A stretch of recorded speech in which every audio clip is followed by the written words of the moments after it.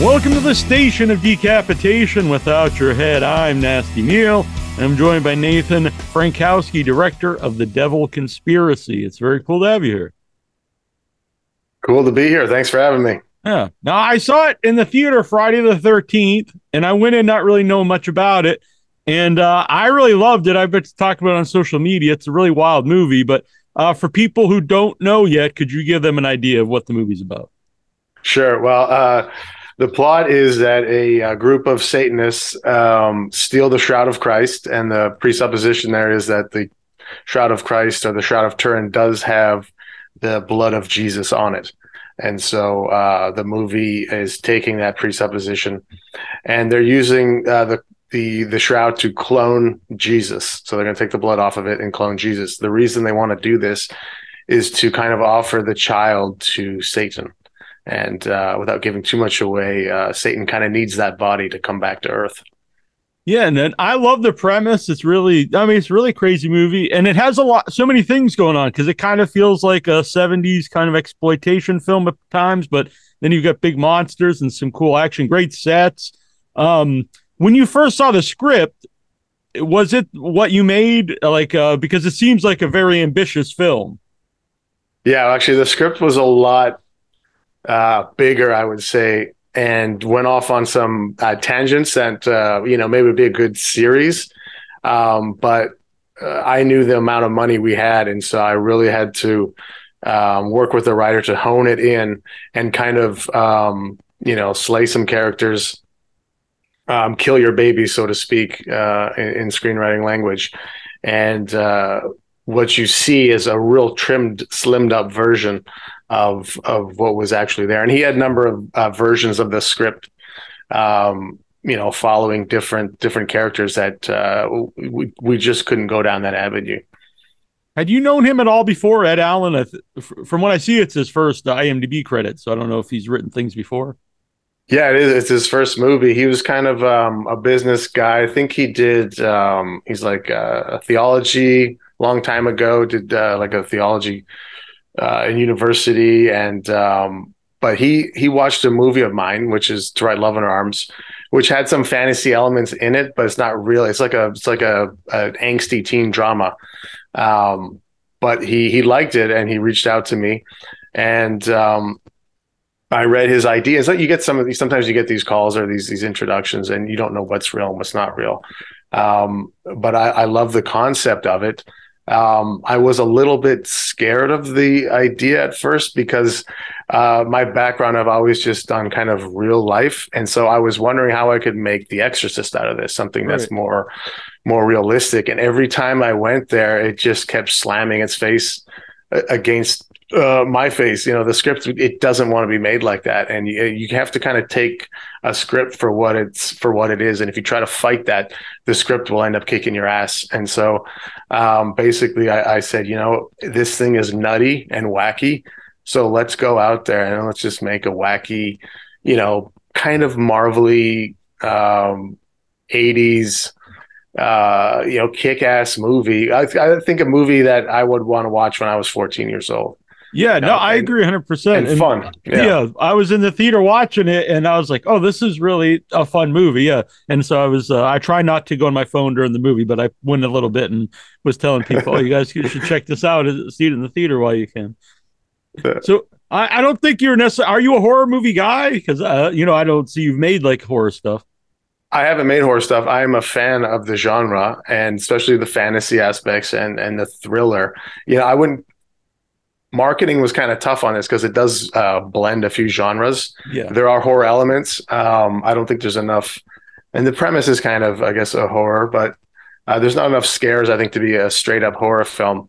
I think where we landed was fantasy, horror, sci-fi, with thriller. You could throw so much stuff in there. Well, like I like to go to festivals, and that's the thing I like about festival movies is they really don't fit in one genre. They're in multiple genres, and I know typically that's a hard sell for like a mainstream movie.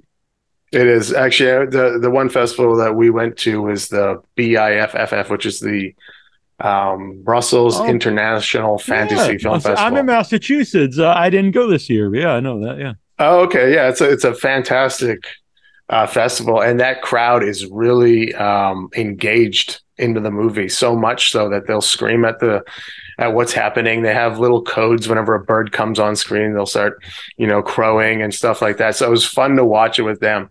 When In Excess kicked on, they started pounding their feet and clapping their hands. So you could really tell what hit and what didn't with that audience.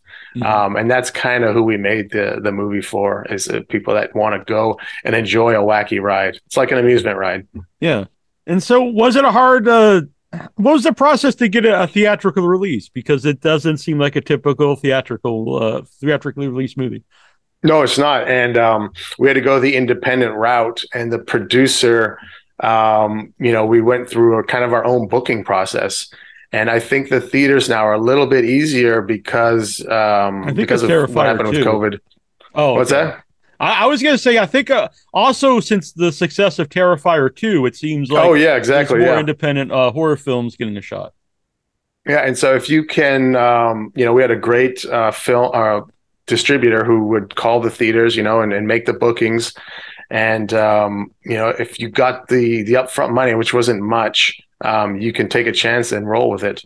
And as long as it does well, they'll keep it in. And so you'll see next week, they'll take some screens off that didn't do well, but when you're performing, they play it. So. Yeah, I saw it at the AMC in Boston, and even though it's a chain, they're really good at showing a lot of weirder, more independent movies and a lot of foreign stuff. They show a lot of cool stuff. Yeah, I think it's a good film to see on the big screen. For one, it's actually pretty dark. I did read some comments. People did complain about that, but that's not a technical issue. That's actually how we planned for the movie to look. We pushed the boundaries with darkness, and the DP, Milan, he's a fantastic. He's a native of Prague, where we filmed, and he shot the hell out of this film and really took some risks with how dark to go. And it is a dark movie, dark premise. And so I think we pushed the boundaries, but it is intentional, the exposure levels that you're seeing there. Yeah. And also, I would think there's a lot of taboo subjects that might be hard to get in certain theaters. Was that an issue at festivals or at different areas in the country? Not necessarily. I do see that there's a few protests, but I think if someone intellectually watched the film, I don't necessarily think it's anti-religion or any of that. It actually takes the presupposition that Jesus is who he says he is, and this route is what it is.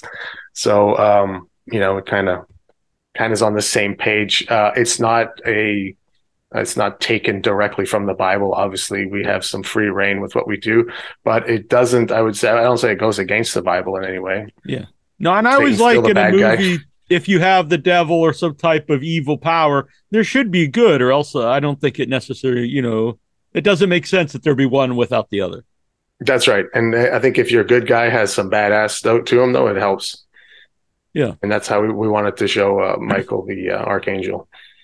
And he said about an 80s movie that you would have liked to see when we were 14. And so there is some CG stuff in the movie. There's also a lot of very fun practical effects, like guys in big monster suits that I'm a big fan of. And what was that like to work with? I don't know. I assume that's not something you've ever directed before. No, but I'm always a fan of practical effects. Whenever I can, I'll always choose those. And the first film I did that was had some heavy VFX. The VFX supervisor said, never use VFX as your main course. It should be something that spices the meat, so to speak. And so I've always used it as something to supplement with. And the original intent was to have a lot more VFX in this, but I told the producer, I said, the scene where they go down in the cage and there's we call them the hell zombies. They leap on the cage. That was all supposed to be this kind of mystical demon, VFX things. And I said, I don't want actors to be reacting to tennis balls. I think we can pull this off by having physical interactions, and you'll see that they'll actually grab the girls and pull them against the cage. That's the kind of stuff I wanted to see. And the producer was gung ho, and he actually found an awesome group out of England called Millennium Effects, and they did who we're calling the Beast of the Ground. They did him. They did Lucifer's outfit. They did the Hell Zombies, and they did the slaughter scene. They did a lot of those gags that you see. And so I love to see what I can get in camera. It helps the actors. It helps the whole process. And I know, and especially when you're an independent filmmaker, some of the stuff that's promised to be there in post for visual effects disappears, and you can't really get what you wanted. Hell was like that as well. They wanted me to shoot on a green screen in a studio. Prague is a very busy place to shoot. Lots of stuff happens. A lot of films happening, and there wasn't a lot of stages open. So they would take me to like hockey rinks in these places to kind of see if I could shoot there. It would have been easier on production to shoot in a stage, but I didn't want to. I didn't want to be limited to a green screen, and I wanted to see some depth. And so we relied on some paintings of Dore, who painted some images from what's it called? Paradise Lost. And a lot of them are like cold and mountainous cliffs. And that's where we drew inspiration from. And our production designer took me out to a rock quarry. And I was like, this is it. This is what we're going to do. And some majority stuff you see in Hell is practical. You know, they built kind of the throne area where Lucifer hangs out. And then some of the past the cliffs they built on, but all that stuff is real. It's in a rock quarry. That great expanse is what's there. We could only shoot it at night. And we only had 8 hours of night because we're shooting in June in Prague, and that was like not much. And if it rained, we'd be screwed. So we really took a risk with it, but the risk did pay off. Yeah, it looks great. And I always think even if you can't pinpoint why, I think a lot of virtual stuff, your eye like tells like the weight's not there, and they're just exactly right. Yeah, and we did have practical effects down there. You know, I wanted Hell to have its own weather. You know, be very cold. So we had these giant fans, like turbines, just blowing smoke and wind. It did make the capturing of the audio a little difficult, but we just ADR'd that stuff. Yeah. And you mentioned the beast of the ground. Yeah. And so I talked to him a little. I haven't had him on the show yet, but I talked to him about coming on the show. Spencer. And, yeah, he's awesome. Yeah, he seems very cool. But he has a question for you. He said, when can he see the movie in England? I just sent him a screener, so he'll be able to check it out. Yeah, but so the foreign, I think it only got theatrical in a couple places, foreign wide. I think South America and Philippines for some reason. But it will be, I think, in like 3 months. It'll be available everywhere for digital, and then probably find a streamer somewhere. But the same in America. I think our window. So when you go theatrical, you make a deal with the theaters, and I think ours is a 30-day window, maybe. So when it's out of theaters, you wait 30 days, and then you can release it. How about casting some of the main characters? Alice for Laura. She's great as the heroine of the movie. What made her right for that? Well, it was a big ask for an actress, what she has to do, and typically she doesn't fit the bill of like the horror genre. You know, from what she's done, anyways, from her work. You know, she's kind of a prim and proper English lady. Looks more royalty. But when I talked to her, there was a maturity there. And I thought if Laura had a little bit of age to her, typical horror genre, they have like a 19 to 22-year-old. A lot of the panty slashers have that too. They want to have these young women that they can go use and abuse. But we wanted someone smart. And also the tables do turn, and she becomes more powerful as the devil child within her grows, and then she is asked to almost become possessed in a sense. But it's also a war because she's not totally possessed. It's the child within her that's possessed, that's controlling her. If you talk to any pregnant woman, they can definitely relate to this, where the child kind of has a life of its own and starts to beckon the mother to take on certain tasks that the mother might not want to do. And so I guess it's a pretty extreme metaphor for pregnancy. But when I talked to her, that was the main concern, is can she go there in this scene where she has to kind of evoke the devil? And she just brought up some imagery and things that she would play with. And she mentioned that going for like a masculine crocodile and you know, in acting class, she said they would do these things where they would act out animals, and she was relying on that. And there's just key words that when I talked to her, I was like, yeah, that's probably it. And everyone was kind of like, are you sure about this? And I'm like, yeah, I know she can do this. And that was that scene in the closet, the bleach scene, call it. That was shooting on day 2 or 3, which is, you know, typically you want to warm up to stuff like that. And it was shooting at the end of the day, and I only had like 2 or 3 takes to get this. And so she really went, it's almost like a 3-minute take because I didn't have time to cut. I just had to keep going. And she just did her thing. And after the first take, the DP who was cam opping that, we had 2 cameras, so he was cam opping one. He just looked at me. He's like, I got shivers, you know, because he was stuck in the room with her while she manifested. And so that was not necessarily a risk. I think if you know her, you know she's a fantastic actress, but it was a paid off risk, I guess. And it's a big character arc, you know, to play different levels of the same character throughout the movie. So you need a strong actor. Yeah. And then in the end, you see her makeup. I mean, that was kind of like an 8-hour process to get her through all that. So she was a trooper there for sure. So is it a different team that does the different effects, like the makeup, as opposed to people who do like the monster stuff? Oh yeah, it is 2 different. So yeah, Millennium did do that as well. They did. They came out, but they kind of have to work together. So they would come out on set, and then they would work with our makeup team, who would kind of enhance some of the veins and things like that. And had you ever really worked with like a lot of makeup like effects, you know, as a director? I've done some effects like cutting and things like that, but never heavy prosthetics. You know, I've done wigs, but nothing like this. This was a dream come true. It was a fun playground to be able to have. And Millennium, you know, we did some concept art. We had an artist named Anthony Jones, and can look him up, just type in his name. He does like awesome concept stuff. And so we would throw kind of words at him, you know, for the beast of the ground. We said, you know, someone who lives deep in the ground. And I think I might have thrown a pyramid head at him from Silent Hill, you know, and maybe that's where the elongated legs come from. But you give him a few keywords and he just creates, you know, 5 or 6 things that you really get to choose from. So I was lucky to be surrounded by brilliant people like that. And then Millennium takes it and says, okay, this is how someone's going to have to be able to move in it. So what Anthony drew up, some things wouldn't work because he'd be banging in the walls and stuff like that.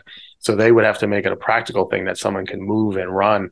And Spencer, you know, he's a beast of a man himself. I think he's like 6'6". Yeah. But he just took the persona of the beast, and he's jumping around, he's slamming, and he couldn't really see much. And so when he was at one of our first scenes, he's like walking in the walls, and I'm just like, oh no. But he got the hang of it, like through some of the holes he could see, and then he really started to embrace the beast. But it was a fun thing to be able to play with. Yeah. Eveline Hall as Liz, I think she's perfect as one of the like the main villain. So how did you find her? Because I can't really imagine someone else really playing the role. No, I know, and it's crazy. So she's not really an actress. She is an actress now, but this was kind of her first role. She's a model, a singer. She was a Vegas showgirl back in the day. Yeah. She's a German national, you know, but speaks French. Lives in Germany, and my producer was looking up attractive, powerful women. And it sounds like a dirty search, but he was looking on YouTube for this. And one of her music videos popped up, and he's like, oh, Nathan, you got to see this. So he sends me her video, and it was just like, this is dynamite. She looked like a wolf, you know, her white hair, and it's just like blown back. And she's got this deep baritone voice when she sings. It's just commanding. And so we're like, oh man, I hope she is, you know, consider acting. And then she's in her 70s, but she looks fantastic. She's in great shape. And she was ecstatic when we sent her the script. She loves just wacky, crazy stuff. And so we just did one little read over Zoom, and I was like, yeah, I can work with that. Her main thing is that when she comes into a scene, she's at 100 miles an hour right off the bat. So I just had to bring her down to a level, which is great to start there. And so, you know, she would just go for it. And some of the actors, if she's inside a kind of a scene where she's getting physical, she would just go for it. She has to hold a baby, and we were scared that if she's, you know, so we had to take the real baby and give her a fake one because we didn't want her shaking this real child because she gets really into the scenes. She has like so much presence when she comes on screen. It's just and when she does the physical stuff, you know, she's not a really young lady, but it's very believable. Like when she kicks in the door and everything. Yeah. Like I said, she's in her 70s, but she's in great shape. You know, she still works out. She swears by doing weights and all these. And it's all, you know, this shoot was pretty grueling for the actors because a lot of it took place at night. You know, so she's showing up at set at like 5 p.m. and going home at 5 a.m. And she was, you know, she's there. She's a trooper. So that's kind of what I was looking for too, is mature enough actors that would be able to respect the process and be able to be fun. You know, this was a very fun, lively set. We had a blast, and hopefully that comes through in the film. Yeah, does that add to the fun when you have like really cool locations to film at? Because everything does big time, really and we couldn't have done this movie if we didn't film in the Czech Republic. Prague just offered such fantastic scenery and old castles that you can get. You know, if that was in America, it'd be protected and unable to, or you'd have to spend tens of thousands. Where in Prague, it's you definitely go in and respect every piece of this artistic place, but they film in there all the time, and so and they're great. I mean, that one little church that's on the cliff, I mean, that's all there. We didn't build that at all. Yeah, so that's like stuck right on the side of a cliff. When you brought up Exorcist earlier, like I always I love Exorcist and like cult movies and stuff, but usually you only see a little bit of hint of like the demons or hell or anything. Yeah. But I really like that your movie really goes into that. You see a lot of the crazy elements of hell and the monsters, demons, whatever you want to call them. Yeah, so like when I first read the script, I was trying to go more Hitchcock with it, where it's just off camera, and that is a mechanism I use to be able to help with budget. But this film needed to see it, and the opening scene is Michael chaining up Lucifer, and so that was a tough thing too with hell. There's not a lot of film reference for hell, and if they do go there, they don't spend any time there. Mm-hmm. Constantine had hell, and What Dreams May Come, I think, are the, and I looked at a lot of places. Some just go in there in flashes, yeah. But there wasn't a lot of film research to do on how to pull off hell, and so that was kind of the first tough obstacle to come over. But our production designer. So what do you do for that? Do you like look at old like art or? Yeah, it was mainly artwork that got us there. Because do you go to the Fire and Brimstone Pitchfork Devil, which is kind of it comes off what you'd expect. Like. Yeah, it does come off a little hokey. And so once we saw these Gustave Doré paintings based on Paradise Lost, we're like, that's it. Yeah. It's a cold hell. It's more of a internal hell rather than Well, it's interesting because like the Hellraiser movies, you think because it's hell, there'd be a lot of red, but really like all the Cenobites that's true, blue, because I think it kind of represents like death and the lack of life. Yeah, the separation from good. Yeah. So, how did you said you got to see it with an audience? So that's the film festival. When you go before you go there, what are you expecting people are going to think of it? What's that experience like? Well, I had no idea. Typical on a film, you would do like pre-screening, so you pay audiences to come and watch it, and they give you all these kind of feedbacks, and that's part of the marketing. We didn't have money to do that, so all we relied on was friends and family, and they're typically they're never going to tell you it's shit. They're just going to be like, oh, it's nice. My mom will tell me that she doesn't like it, but that's about it. So we didn't know what to expect. And also, it was playing the same time as the closing film. So we're like, oh, man. And I got the actors there. I'm like, if there's no one in this theater, it's going to be sad. But it was packed out. There wasn't a seat available. And they got all the jokes. It was for them. They got that it's over the top and campy at moments. And they bought into that and had fun with it. And so it was awesome for the actors to sit with them and hear them. And a funny thing, so at that festival, I watched a few films before, and every director that got up to talk, the crowd would yell something before the movie started, and they would have to, then the directors would sing a song. And I just thought, I didn't think anything of it. I'm just weirded out by it. Then before I get to introduce my film, the guy goes, "Oh, by the way, if the audience yells out requesting, you have to sing a song." And I'm like, "What? Sing a song?" He's like, "Yeah, everyone does it." I'm like, I don't want to sing. I'm a horrible voice, and to sing in front of a crowd would be ridiculous. So I just started turning my head. But Liz, or who plays Liz, Evelyn, she was there, and I'm like, "Oh, Evelyn, why don't you come on stage with me, help introduce this film?" And anytime anyone even hints at a song, she's just going to start belting out a song. And so I was correct. And as soon as he mentioned, well, she speaks French too, so she heard the crowd yell out, so she grabs the mic and just busts into a song. And I was relieved of my duty. So I got out scot-free from that one. Oh, that's awesome. Yeah. So you said that was BIFF, right? Boston Independent Film Festival? No, it's Brussels. Oh, Brussels. I'm sorry. I thought you meant because it's I think also they're related. BIFF, which is unusual. So yeah. I think that one has an extra F. Right. Fantastic Film Festival. Yeah. All right. But they're similar in that they're genre film festivals. I see. Yeah. But you're thrown off by the French crowd. Yeah, Boston. That's when I thought, I was like, wait a minute, I must have got that wrong to begin with. So I apologize the for the earlier comment. Yeah. No worries. Yeah. But it was I don't like to make the interview of me, but so I had my first feature film was finished last year, and we premiered it at Fright Fest in London. And, cool. And during the Q&A after the movie, they scheduled a sneak preview of Barbarian before it even came out. Oh, so I was like, God, everyone's gonna leave the Q&A, but at least they were there for the movie. Yeah, I see. So yeah, they weren't doing it before in your theater. They're doing it somewhere else. Yeah, there's multiple theaters at that. Gotcha. At that festival because it's very big. But yeah, they reached out to us too. I would have loved to have gone there, but the film just wasn't ready when they had reached out. Yeah. Have you got to see it at a non-festival crowd?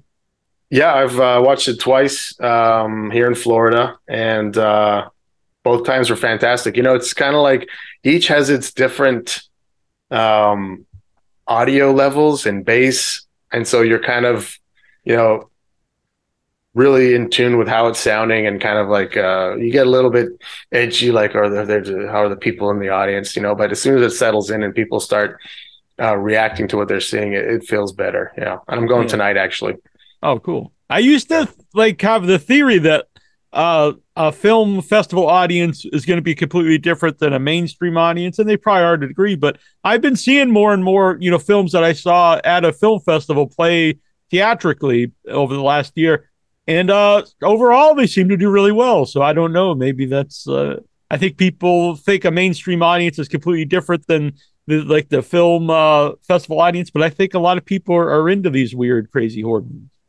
Yeah, and I think if a mainstream audience can mix with a festival, it almost gives them permission to react a certain way. Yeah. So I think it'd be great to have kind of sprinkle festival people throughout the mainstream, just to let these people know that they can enjoy or laugh at this certain part. That's interesting. My friend Annabelle actually said the same thing recently. That a lot of people don't think it's okay to laugh at these horror movies, but then you go to something weird and other people are laughing and enjoying it, then they realize, oh, it's okay. I'm not exactly a weirdo. Or there's other weirdos, maybe. I don't know. Yeah, other weirdos like me. Yeah. So maybe it's too early, but where does the devil conspiracy go after the theaters? So it'll go to, I think, all the digital, iTunes, Amazon, and Vudu, all the places where you can buy it for rent or buy the film itself, and then I think they find a streamer after that. So there's revenue streams. The first is theatrical, then your digital, then your streamer, and TV, I think, after that. Yeah. Any plans for physical? I know I think certain movies do well physical release, and you have to have a lot of I think bonuses on it. Oh yeah, I don't think so. I mean, the producer's talking about DVDs, but yeah, I don't know. I mean, I don't know where you even buy them now. I mean, just in the line in Walmart, I guess, in the the bargain bins, and then on Amazon.